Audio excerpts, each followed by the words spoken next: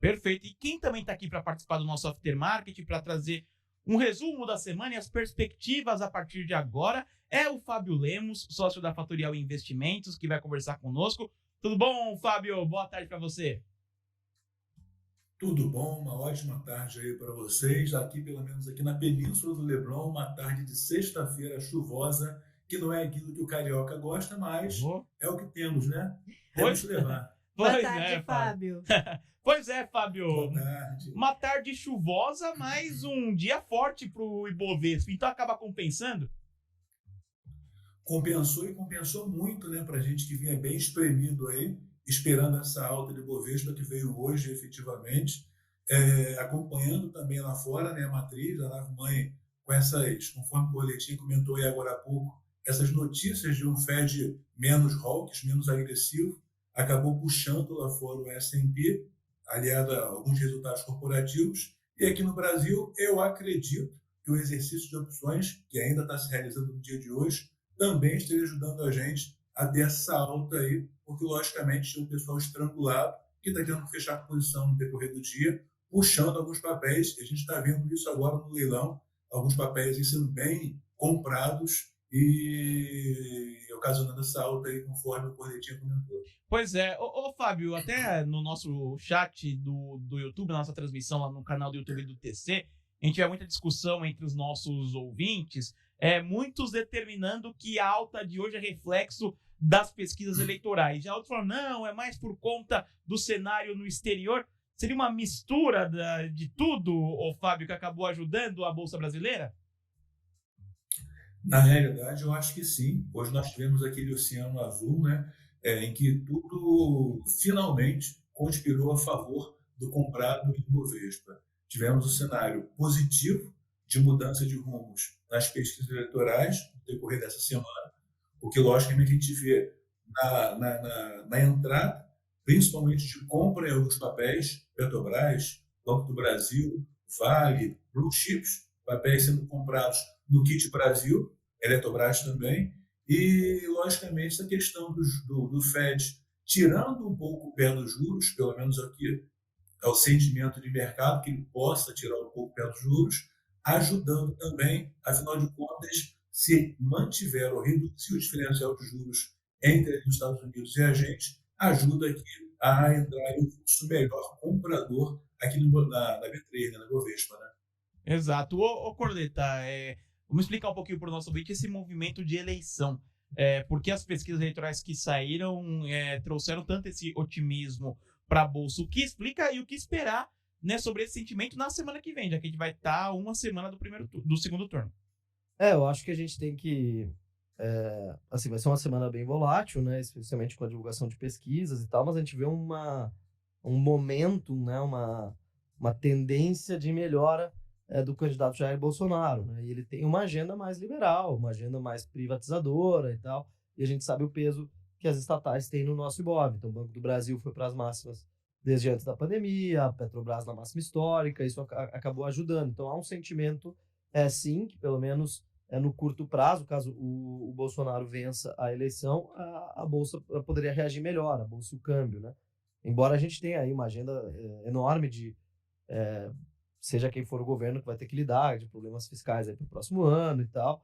Mesmo assim, o fato de passar as eleições deve reduzir muito a incerteza política, e nesse momento a gente tinha um mercado precificando já uma eleição do ex-presidente Lula, eu acho, né? A gente tinha ele muito amplo favorito, fez um primeiro turno com uma vantagem expressiva de votos, mas essas pesquisas recentes mostram que talvez o cenário esteja empatado, né? E isso faz com que o mercado realmente reprecifique as chances de uma eleição do Bolsonaro. E aí é aquela coisa, né? Assim, o Lula ele não tem uma plataforma econômica nesse momento, né? Ele não apresentou. Não apresentou um ministro, não apresentou nada do ponto de vista de política fiscal, né? Fala que vai tirar o teto de gastos, mas não explica o que colocar no lugar, né? Então, uma eleição do ex-presidente Lula, no imediato, a reação imediata do mercado seria pior do que uma eleição do Bolsonaro, especialmente por conta desses fatores de incerteza, né? Quem vai ser o ministro, né? Sabe? Isso, o mercado ele não gosta de incerteza. Então, Eu vejo dessa forma. Eu acho que, sim, a gente teve um novo capítulo da eleição essa semana. Essa melhora do Bolsonaro, uma parte dela. A outra é o grande debate em torno das fake news, né, da atuação do TSE. Isso tudo virou um fato novo da eleição nessa semana. E o mercado está tentando se ajustar a isso, né? Então, acho que isso, somado a um otimismo maior nos Estados Unidos, uma temporada de balanço positiva, fez com que o Ibovespa fizesse essa alta de 7% na semana, e puxado especialmente pela Petrobras. Perfeito. Bom, Fábio, também queria te ouvir em relação a como o mercado precifica as eleições. Na sua visão, já está precificado? Quais ativos prestar atenção? Como semana que vem, o que as pesquisas mostrarem pode impactar outros ativos como o dólar ou os juros? Como que você tem visto a precificação da eleição no mercado, Fábio? Na realidade, eu acho que ainda não está precificado. Por quê? Porque essa mudança que nós tivemos de mercado foi essa semana após aí a melhora do candidato Bolsonaro nas pesquisas, e agora a gente vai estar entrando aí na última semana, a semana que irá decidir, teremos novas pesquisas, já sabemos aí que os debates que são vindouros não teremos aí a participação dos dois candidatos, isso pode pender mais para um lado da balança ou não, e sim, o mercado está apostando efetivamente mais na reeleição hoje do Bolsonaro, decorrente desses papéis que puxaram mais aí, que foi aí o Kit Brasil, que efetivamente é Petrobras, Banco do Brasil, Vale, a própria Eletrobras, e isso, logicamente, sobre o dólar, se vier a ter alguma influência, acredito que tenha, seja efetivamente o dólar perder um pouquinho ali de valor, ou seja, o nosso real se apreciar frente ao dólar, consumando basicamente aquilo que já tem acontecido ultimamente, que por mais que falemos, o real ainda está entre as moedas entre as menos desvalorizadas frente à moeda americana. Particularmente, eu tenho trabalhado com esse Kit Brasil, tá? Ou seja, Petrobras, Banco do Brasil, Vale, Eletrobras, e aposta, caso tenhamos a eleição de um outro candidato, ou seja, do Lula, aí já seria uma outra aposta que eu acharia que, por exemplo, o setor de educação tende a se beneficiar e, logicamente, as estatais tendem a cair, ou seja, seria aí uma operação totalmente inversa. Esse resultado de eleição vai ser efetivamente binário, ou seja, o 0 a 1 mesmo, tem que estar bem posicionado, mas também protegido, porque até sexta-feira muita coisa ainda pode acontecer. E, Fábio, entre os setores de destaque no Ibovespa essa semana, a gente viu o varejo, que caiu bastante. Inclusive, a Americanas fechou a semana numa queda de 16,69%. Como você enxergou esse movimento e o que esperar para o varejo nas próximas semanas? A Americanas, inclusive, foi destaque negativo na semana, não só Americanas, a Magalu, né, a Magazine Luiza e a Via Varejo, todas pressionadas por questões de juros e inflação sobre, logicamente, seus resultados. Saíram alguns relatores essa semana, cobrindo especificamente Americanas e Magalu, já trazendo essa antecipação de resultados piores nesse terceiro trimestre. Particularmente, eu acredito que há uma pressão sobre essa questão de não sabermos ainda se teremos a manutenção do Auxílio Brasil ou não, apesar de já termos candidato falando aí de que vai manter, estou falando que vai elevar ou não, conforme o Colheita comentou, o mercado ele não gosta, tem certeza. E hoje, sim, para o setor de varejo, é importante que tenhamos essa manutenção desse Auxílio Brasil para injetar ali no setor de varejo, principalmente que trabalha com linha branca, e ajudar a melhorar o quarto trimestre, né? Mas, efetivamente, eu particularmente ainda sou desconfiado com o setor de varejo. Caiu muito, mas ainda pode cair um pouco mais. Desconfiança ainda rola, Corleta, com o setor? É um setor extremamente volátil, né? A gente até comentou bastante isso ontem aqui no fechamento. Eu acho que teve complementando o Fabião, eu acho que a gente teve um uma semana aí com uma notícia meio ruim para o setor, que foi o Ministério Público pedindo a suspensão do crédito consignado pelo Auxílio Brasil, né? Isso seria 50 bi, se eu não me engano, injetados na economia através desse programa, né? Então, o pessoal recebe R$600, pode pegar um crédito atrelado a esse recebimento do Auxílio Brasil, e o Ministério Público diz que isso tem um fim eleitoral e tal, e pede ao TCU uma revisão. Hoje o TCU pediu a Caixa que se manifeste em 5 dias, né? Então não suspendeu a emissão desses créditos, e essa foi uma notícia ruim para o setor. Eu acho que a gente pode ter, sim, um trimestre com resultados ruins, mas, assim, eu acho que é um setor que, para quem tem estômago para aguentar a volatilidade, pode ser uma ótima aposta aí para um prazo um pouco maior, né? Especialmente se a gente considerar no cenário que no ano que vem a taxa Selic comece a cair, e é um setor muito impactado pela taxa de juros, já que o resultado financeiro das companhias, né, seu custo de capital, seu capital de giro, são componentes muito importantes do resultado dessas companhias. Elas trabalham com margens espremidas, tem uma competição muito grande, né? Basicamente, elas competem por preço. Você vai comprar uma geladeira, comprar nas Americanas, na Magalu, na Vivo, comprar onde está mais barato. Não tem muita preferência do cliente, algo parecido com a dinâmica das companhias aéreas.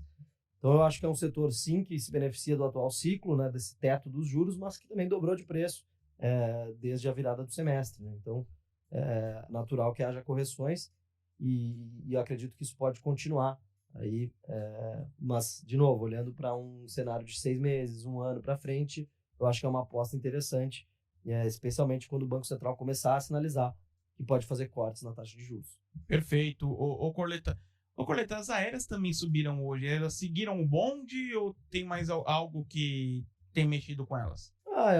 Assim, a gente viu resultados bons da American e da Delta lá nos Estados Unidos, então isso animou o setor. E é um setor de beta alto, né? Como é que quando a gente fala de setor de beta alto, é um setor que sobe mais do que a bolsa e cai mais do que a bolsa. Quando a bolsa sobe ou cai. Então, é natural que em dia de apetite por risco, como hoje, os papéis mais voláteis operem em alta, e acho que foi isso que aconteceu com as aéreas. Mas também esse componente aí de bons resultados corporativos das aéreas lá nos Estados Unidos traz algum ânimo para o investidor, né? A gente teve algumas prévias operacionais também mostrando o crescimento do número de passageiros, enfim, então elas podem ser que soltem resultados aí mais positivos, pelo menos na linha de receita, né? Enquanto a gente continua a questão de margens, o mercado olha com bastante atenção nesse setor. Perfeito. Ô, Fábio, quero trazer agora o cenário nos Estados Unidos. Até porque a Coleta estava comentando aqui com a gente o otimismo nessa sexta-feira em Wall Street, depois do Wall Street Journal divulgar que o Fed pode debater na próxima reunião, no dia 2 de novembro, como sinalizar uma diminuição no ritmo de alta de juros no FONC de dezembro. Como que você enxerga essa discussão? Já é o momento? Vai trazer mais alívio para o mercado, Fábio? Já trouxe, na verdade, hoje, né? Só aí os comentários que foram traçados hoje aí por alguns diretores do Fed, o Evans foi um deles, que falou que de repente já é hora de começar a sinalizar para o mercado um pace melhor em relação aos juros, manteria 0,75 agora em novembro, mas discutir aí, trazer para discussão na realidade aí uma redução já a partir de dezembro. E uma coisa que o mercado gostou muito foi uma sinalização de manter ali 2023 com 4,5, como vocês vão lembrar, na semana passada e na segunda-feira dessa semana, a gente já estava dando como certo, pelo menos os rumores ali, de trabalhar com 5% alto em relação aos Estados Unidos. Então, assim, isso é bom para o mercado como um todo, tira muita pressão daquela questão que eu comentei agora há pouco em relação ao diferencial de juros, então, ok? E uma coisa só que eu vou deixar de alerta ele vai observar ainda a questão de inflação dos Estados Unidos. Só que ele deu uma tônica que é de não dar muita importância, isso que eu quero ver direitinho ainda, em relação ao CPI, que para mim é uma questão que vai trazer ainda um pouco de estresse aí para os juros, para o Fed, na realidade, em relação à taxa de juros. mas hoje, efetivamente, todas as sinalizações que saíram por parte dos diretores foram positivas, mudaram de uma hora para outra. Meu medo apenas é que na próxima semana mudem de novo. Então tem que ficar atento, nada definido. Próximo da decisão de juros, efetivamente, de novembro, é que eu quero ver o que eles vão trazer para a gente. Os números econômicos dos Estados Unidos não dão ainda para a gente tanta margem de trabalhar com esse pace reduzido. Mas não tem como apostar contra o Fed, né? Pois é, Coleta, entrando ainda mais nesse assunto, também queria mais te ouvir analisando, né, essa discussão no Federal Reserve e te perguntar quais são os pontos de alerta para isso. Porque o otimismo tá aí, mas no que se atentar para esse otimismo se confirmar, Coleta? Esse tipo de falas, de projeções, ele está muito ligado a uma, sabe, a um sentimento de que as coisas vão melhorar, né? Pelo menos na visão do Fed. Então, acho que o grande ponto de atenção continuará sendo olhar para os dados de inflação. Os dados de emprego têm uma importância grande também, especialmente quando a gente pensa que o Fed já sinalizou que pretende ver o desemprego subindo um pouco, né? Agora, a grande questão, né, eu acho que assim, quando a gente olha para médio, longo prazo, o juro vai ficar mais alto nos Estados Unidos do que o que a gente está acostumado nesses últimos 10, 20 anos. Agora, qual que é o ritmo que eles vão acelerar, né? Nessa semana, o James Bullard deu uma entrevista, um dos membros votantes lá do FONC, falou, eu acho que tem que fazer um front-loading. Né? O front-loading seria subir mais rápido os juros agora no começo para encerrar logo esse ciclo de alta. E outros diretores falam, não, acho que talvez a gente tenha que esperar o impacto dessa alta que a gente já fez na economia real.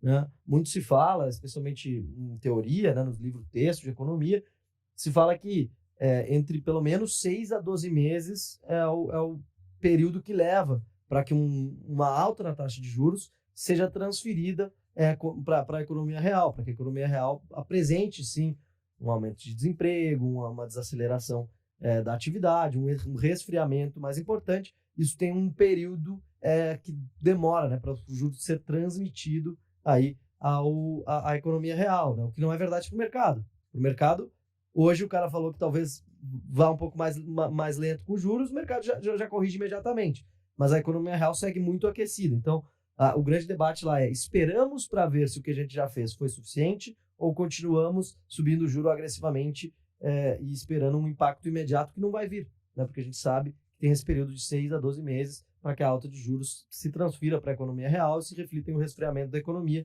que é o que o Banco Central americano quer ver.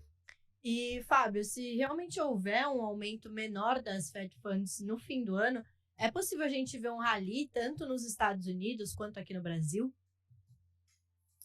É possível e é o que nós esperamos, né? Uhum. Na realidade, independente aí do cenário eleitoral aqui, logicamente um candidato pende mais a puxar o mercado, isso é certo. Caso o pace venha reduzindo os juros nos Estados Unidos, teremos um rally lá, até porque aqui, graficamente, agora há pouco mesmo, o rapaz estava comentando aí, o S&P refutou os pontos, eu mesmo estava bem resoluto, queríamos visitar o 3.200, não visitamos, estamos ainda caminhando de novo para 3.800 ali no S&P, e puxará com certeza aqui o Brasil também, até porque a nossa situação Brasil, dentro de macroeconomia, estamos muito, mas muito bem mesmo. Resultados sólidos, tanto país como das empresas, que são aí aquelas que suportam efetivamente o grosso do Ibovespa. Então, eu, particularmente, caso tenhamos uma mudança dentro ali do Fed, desacelerando o ritmo dos juros, estou extremamente otimista, tanto com os Estados Unidos quanto com o Brasil. Fábio, quero agradecer a sua participação aqui com a gente na TC Rádio, trazendo, então, essa análise da semana e expectativa para nós. Uma última para você, Fábio. Próxima semana, última semana antes do segundo turno, no que o investidor que nos acompanha precisa ficar atento, Fábio? Bom, particularmente, eu acho que tem que ficar atento à questão da volatilidade que nós teremos em alguns ativos decorrentes da eleição. Devemos ter uma vol bem alta em alguns papéis, cito, as estatais e, logicamente, também, como o Coreto comentou agora há pouco, alguns papéis, aí, principalmente varejo, também devem oscilar bem. Só um último detalhezinho importante, até aproveitando o dia de hoje, que é vencimento de opções, tá ok? Eu estava acompanhando agora há pouco, o aumento na volatilidade intrínseca de opções de Petrobras hoje, que eu olhei na parte da manhã, estava em 70%, agora à tarde, pouco antes do fechamento, já estava batendo 90%. Já tem muita gente apostando, abrindo strikes altos, né, de Petrobras, ou seja, numa eventual vitória do Bolsonaro, que o papel venha estourar, venha explodir 45 daí para cima. Isso daí a gente já viu acontecer outras vezes, pode ocasionar um efeito justamente contrário no mercado, de quem está comprado, de ter que fazer a venda e curtir, decorrente aí do market maker. Particularmente, eu estou com as minhas posições que eu tenho nesses papéis aí do Kit Brasil protegidas, porque eu acho que teremos muita volatilidade nessa semana que vai entrar e até chance de operar essa volatilidade. Eu vi o Ben Daus comentando sobre isso e concordo muito com o que ele comentou, que é justamente porque esses papéis, como eu falei agora há pouco, estão com uma vol gorda, não gordinha, e isso possibilita você fazer algumas operações que, pré-eleição, para mim, são oportunidades. Maravilha. Fábio Lemos, obrigado, viu, Fábio? Grande abraço a você, bom fim de semana e até uma próxima. Um abraço, tchau. Valeu.